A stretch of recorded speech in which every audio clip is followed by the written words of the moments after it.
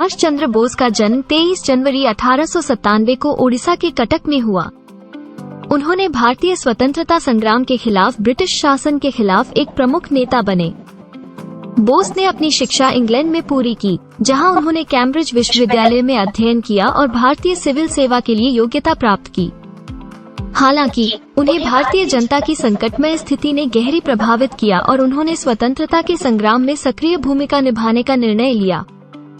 बोस ने भारतीय राष्ट्रीय कांग्रेस में शामिल हो लिया और अपने करिश्माई नेतृत्व और स्वतंत्रता के प्रति अटल समर्पण के कारण वे जल्दी ही उच्च पद पर पहुंच गए।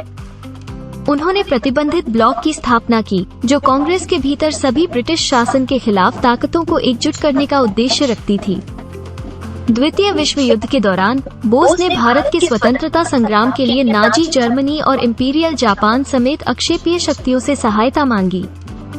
उन्होंने 1942 में भारतीय राष्ट्रीय सेना (INA) का गठन किया, जिसमें भारतीय युद्धबंदी और दक्षिण पूर्व एशिया के नागरिकों को शामिल किया गया, जिसका लक्ष्य था ब्रिटिश शासन से भारत को मुक्त करना। बोस का प्रसिद्ध नारा था, मुझे खून दो, मैं आपको स्वतंत्रता दूंगा, जो उनके संकल्प और स्वतंत्रता के प्रति निष्ठा को दर्शाता था। दुर्भाग्यपूर्ण रूप से बोस के प्रयास सफल नहीं हुए और INA की सैन्य अभियान असफलता में समाप्त हो गई।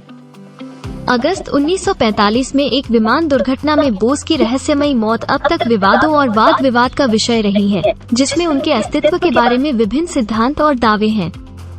अपनी कार्रवाई के अंतिम परिणाम के बावजूद बोस को साहसिक और प्रभावशाली नेता के रूप में याद किया जाता है, जिन्होंने भारत के स्वतंत्रता संग्राम में महत्वपूर्ण भूमिका निभाई।